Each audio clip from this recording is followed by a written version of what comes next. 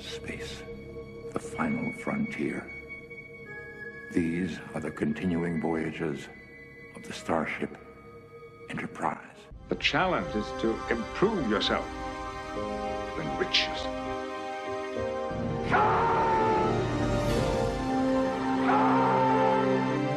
Your life, as it has been, is over. From this time forward, you will service us. That is the exploration that awaits you. Not mapping stars and studying nebula, but charting the unknown possibilities of existence. Hey guys, welcome to the Truck Show, episode 2. I'm joined here by my friend Matt. Hello. And we're here to discuss the episode Saints of Imperfection. Now, I'm going to admit that the first time I saw this episode, I wasn't really big on it. Although I will say that perhaps when I was watching it, I wasn't as invested in the show as I could have been. But I did rewatch it, and I did have a more of an appreciation for the show. In this particular episode, I'll just give a quick summary of the episode. On the last episode, this cocoon that was created by the Spore Network, I guess it was by that particular species that lives in the Spore Network. Is that correct, Matt? Yeah, the mycelial network. That's what it's called. Yes, and so this cocoon had absorbed Tilly and sort of, I guess, transported her into the network, where she reformed again. The species that's in the network is saying that there's another creature there that's attacking them, and basically Tilly is like super freaked out at what's going on. I actually really like Tilly in this episode, and we can talk about that. But USS Discovery, they're looking for a way to rescue Tilly, and they use the Spore drive to I guess partially enter the Spore Network. Yep. Which was interesting. About half the ship or more was in it. Michael and Stamets were able to enter the Spore Network. Eventually, they met up with Tilly and this spore species, which they're investigating. What is this monster, a creature that, I guess the monster is what the spore creature is labeling it, and it ends up being Hugh, but somehow Stamets had transferred him in there. Thermal energy or something like that. There's some really great stuff as well with Pike and his friend from Section 31, but we can get into that. Matt, what was your overall take about this episode? I really liked it. I think it was one of the stronger ones so far. I think Edson Tilly did a fantastic job, I think, in this one. She wasn't like being like this, silly person as much. She seems a lot more serious about it. Michael Burnham was still a little bit of annoyance, but not as much. I felt there was a lot more teamwork in this episode, and which I like. There's finally teamwork. We see, you see Michael, you see Stannis, you see Ensign Tilly working together, and you have Section 31 working. This really felt like a true Star Trek episode, and it felt like it was relevant, right? So we can finally see more about the mycelial network, how it works and stuff like that. So I think it was a very good episode. I might want to rewatch. I think I'm going to rewatch it again because I did really like it. So on my second viewing, I really enjoyed it. There were a few things that I was a bit annoyed about in the episode, but other than that, I mean, it actually was really good. I did enjoy it. I do think that, I guess there are some episodes with different styles. I mean, you have maybe some slower episodes, faster episodes, stuff with action, and some other types. And I guess I should take that into consideration, because I did feel that first viewing that it was a bit rushed. But now on my second viewing, I do appreciate I guess you could say that the crisis they were in and they're sort of rushing against time to figure it out. I'm going to get into a couple things I didn't like about it, and then we can talk about the positives. Yep. And there are quite a few positives, and I've made a pretty extensive list of everything I liked. But I felt, and maybe this is just a nitpick, but I felt the beginning of the episode for me was a bit awkward. I don't know what it was about the beginning. I mean, I guess it wasn't terrible. I mean, I guess they think they're chasing Spock, and it ends up being Giorgio in the shuttlecraft. Oh right, yeah, that was kind of weird. For me, I don't know what it is. There was just something missing about that prologue, and it was weird to me, and I can't really put my finger on it, but I just couldn't get into it. Like and then it was Giorgio, and I'm like, oh, okay. The one thing I didn't understand is I don't know how they couldn't scan the shuttlecraft for life signs, like to see if it was a human or a Vulcan. Like I didn't understand that part. I don't know if they like mentioned something or they just said. I'm pretty sure they said only one life sign aboard the shuttlecraft, but they didn't never specify what was on there. I'm pretty sure they can say like, yeah, there's a Vulcan on board, yeah, there's a human on board, right? And felt like there was something missing there beginnings, but they may have said something, but I think for script convenience, to surprise the audience, they didn't say obviously who it was. I mean, at this point in time, Giorgio, although I kind of like her character, I mean, I almost saw it coming. I mean, not 100%, but let's just say that I wasn't surprised when I saw Giorgio there. So the prologue to me, I felt was a bit odd. Something's missing about it. I can't really put my finger on it, but it just didn't do anything for me. Although after that, the show gets a lot better. I thought Tilly was really good in this episode, and I loved her interaction with that spore creature in the network when she got transported there, and she's like freaking out. And I thought that was great. I really liked that scene, and I thought her acting in it was really good. And like you said, it just, she wasn't being annoying in this, and she actually felt like that she had a purpose and that she had something really important to do in this episode. And I really liked it. I liked everything with Tilly. I like her character, and I like the flaws that she has. I just don't like what the writers were doing with her before, because I felt like they were just turning her into this clown. Yeah. And I thought she did really good in this episode. No, she did really good, because like, I mean, if you were getting, attacked by a spore and then thrown into a cocoon, all dark, and then transported into a different universe, technically speaking, I'm pretty sure you would freak out, right? Especially if you're like that young, or like, like don't have much experience with other species. You don't know, what they're gonna do and stuff like that. So I think her reaction made sense, but then in the end, the spore creature's like, well, I need your help, right? We need your help. We want you to help us, because we think, we believe in you. And then, she's like, no. But then in the end, she didn't start realizing, like, oh yeah, they really do need my help, right? And then she did. Now, the only thing I didn't understand is, like, I think the spore creatures could have approached us a much easier solution than, like, taking over somebody's body to, like, interact with them. And I don't know, I think they could have done the better approach. Besides point, I think, yeah, Tilly did a good job, and so I hope they keep that momentum going with her. So yeah.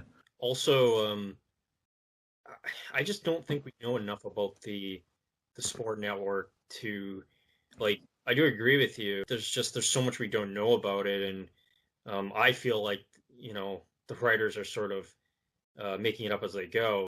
I really like the idea. More of this idea was in the last episode. The Discovery is interfering with this alien species by using the spore drive, and I really like that premise. And of course, we have this spore creature in the form of this woman that's been giving Tilly a hard time. I really like where they're going with that. I really do hope that they do some better writing for Tilly. I think that she had some good moments in the first season, and especially with the Mirror Universe. I think that that was pretty cool where they did with that, and perhaps we can do an episode in the future about the Mirror Universe, because I think that that was some of their best writing that they did for season 1. I wanted to talk about, I guess, a little, just briefly about Vok. Gosh. He apparently now, and I have an issue with this because of Violet's canon. Vok is basically being excluded by the other Klingons because of the way he looks. Yet, what happened to the augments? Like, where are they? You know, this is what, about 100 years after Enterprise, I think. The augments should be there should be a lot of them there, and I don't understand. You know, maybe it's just because of the surgery they did on him that he's, you know, that they used a human or put a Klingon personality in a human body. I feel like it's not really explained well. Like Tyler, I do like, but I feel like they haven't been clear with exactly What where he they're is. going with his character. So, I agree too. I mean, I'm not surprised he joined Section 31 because, like, he's an outcast of Starfleet, he's an outcast of Klingon, but he's still, like, valuable in terms of, like, knowledge and what he can do, right? He's still, like, you know, I think he was a security officer. I can't remember what was his specialty. Yeah. So, yeah, I'm confused as well. It's like, is he a Vok? Is he Tyler? Is he both? They never really made that 100% clear. But I'm actually happy he's back because I think I actually like that actor, character, Tyler.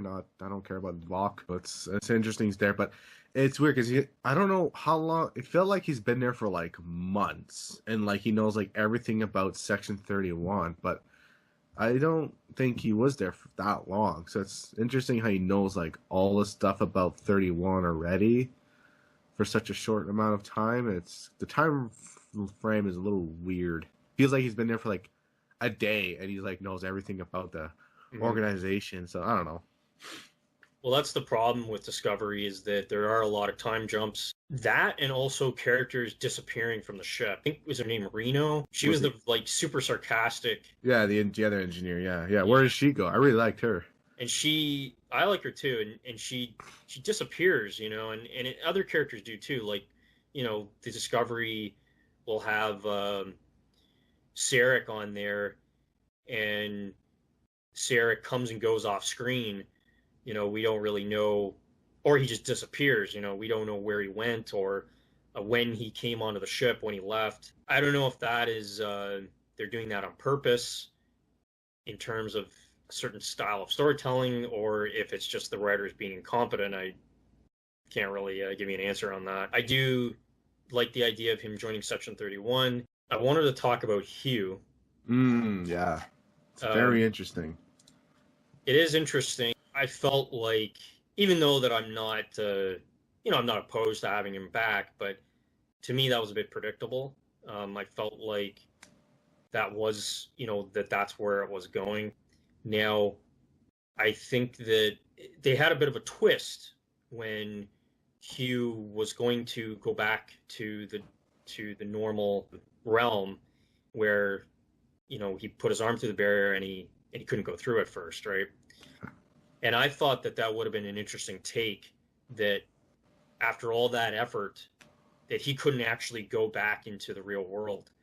That was my thinking too, right? I was like, oh, like I kind of predicted, like, okay, he's gonna come back now, but then I was like, oh, he can't go through. But I'm like, well, they're gonna use the cocoon, it'll work. So yeah, I was kind of hoping like the last goodbye kind of deal. No, he's back now, so it is. Yeah, interesting. I thought that would have been a more interesting take, that he was trapped in the Spore network and couldn't go through, and that, they would build that character of perhaps Stamets trying to contact him through the Spore network, or having so maybe at least for the next little while of having him trapped there and not being able to return. Of course he did come back to the cocoon, and okay, he's back. That's great. I just thought it would have been a little more interesting if he couldn't return. What they should have done is he couldn't go through, and then they're like, okay, well, maybe the species could have adapted him to their environment, so he can actually live there, and then Stannis can still see him, I guess, through the spore network. But then eventually, hey, we can bring him back. I think, as you kind of mentioned, I think that would have been a much more interesting approach, because then you would be able to develop the mycelial network to actually see what it is. I'm okay with this, what they did. I think people wanted him back. They didn't really have a main chief doctor, so I think they needed to bring him back.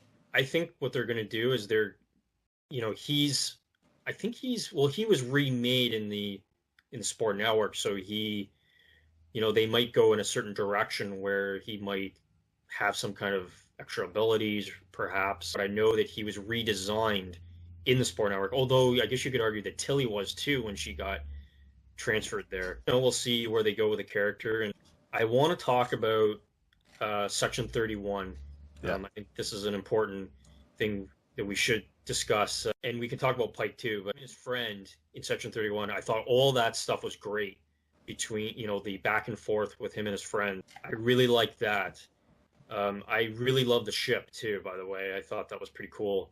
Oh yeah. It really delved into more of the secrecy of this organization, although it's kind of back and forth, because everybody knows about the agency, which I take issue with. It goes into the darker elements of Section 31, and I think I like how they display the captain of the ship as sort of this rough-looking guy.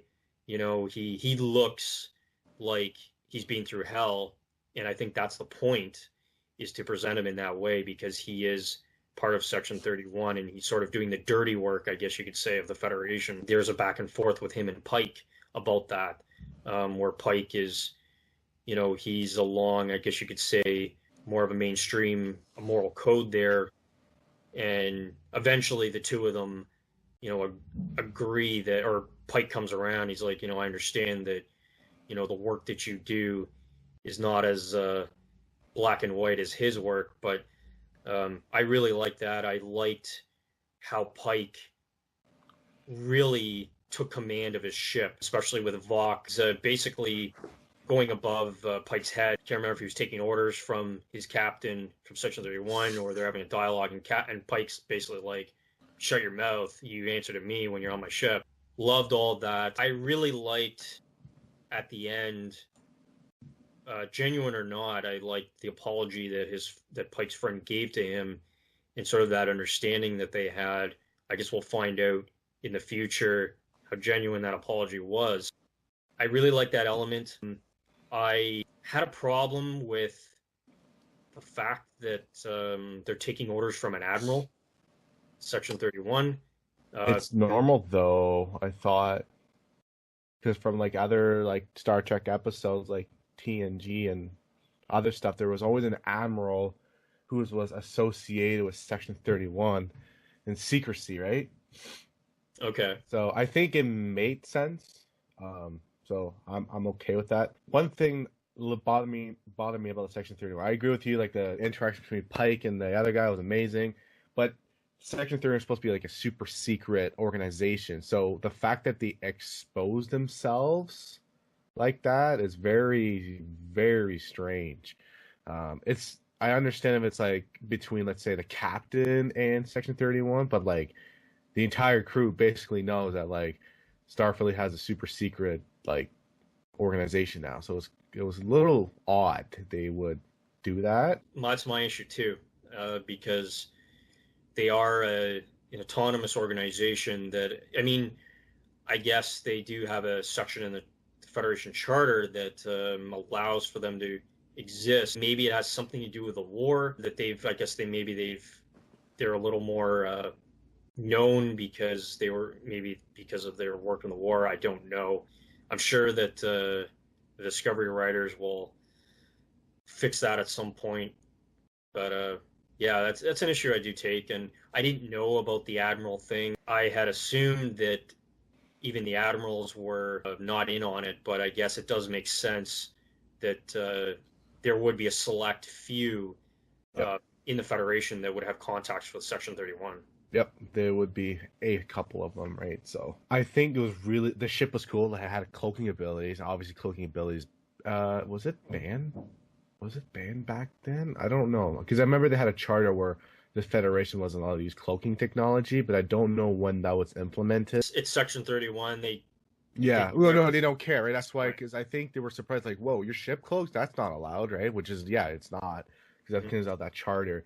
But it was really cool to show that, like, how Section 31, their technology is really advanced, right? Like, you see the communicators, they work through almost everything. The tractor beam they use, like, that's really cool how they did that. It's basically all the banned technologies that was banned by Starfleet, but Section 31 can use it. So it's really neat. I think it was really cool they did that, right? To show that, like, yeah, these guys can do whatever they want, basically. So Exactly. I mean, I really liked that element. I liked how they got into that aspect of Section 31, and I'm interested now to see where they go with the TV series that they're planning for Section 31, because apparently Giorgio is going to be the star of the series, and I don't know where, how that's going to turn out.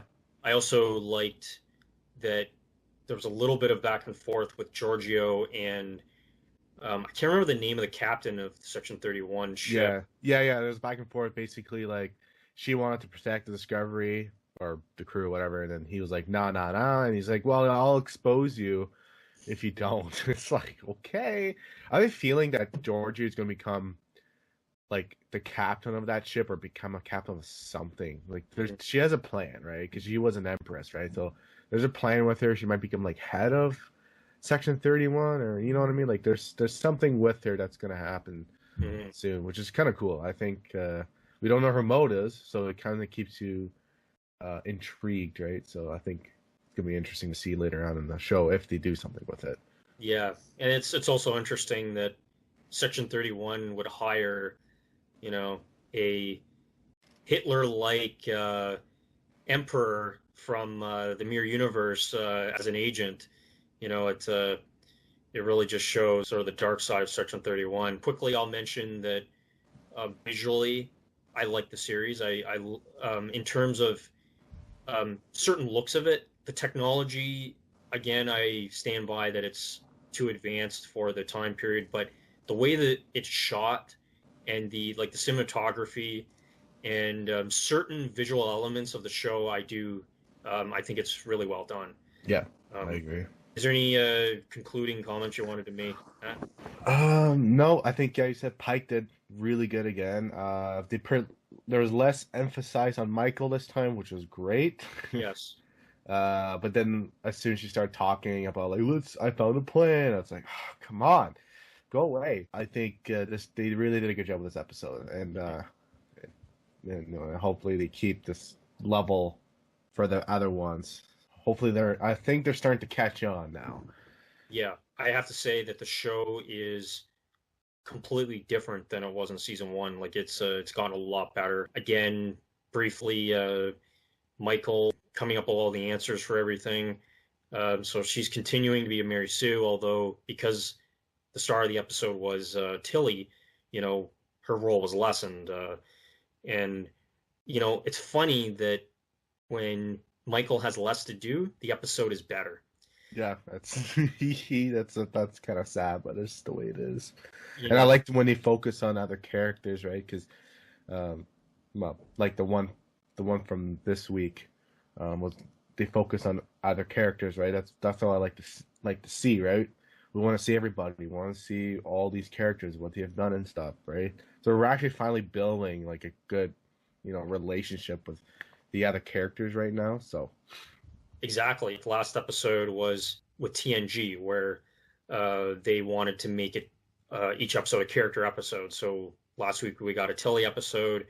The next episode is a Saru episode. Hopefully they continue to make some better episodes. Thank you for joining me in this discussion. This was our review of Saints of Imperfection. Let us know what you think in the comments below. You can contact me on social media, on Twitter at the Andrew K channel, as well as Facebook at the Andrew K channel.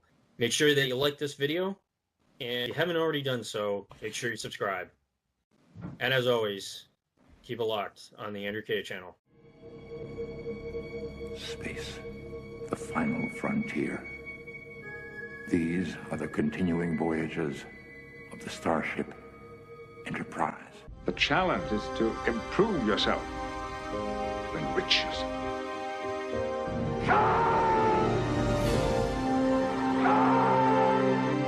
Your life, as it has been, is over.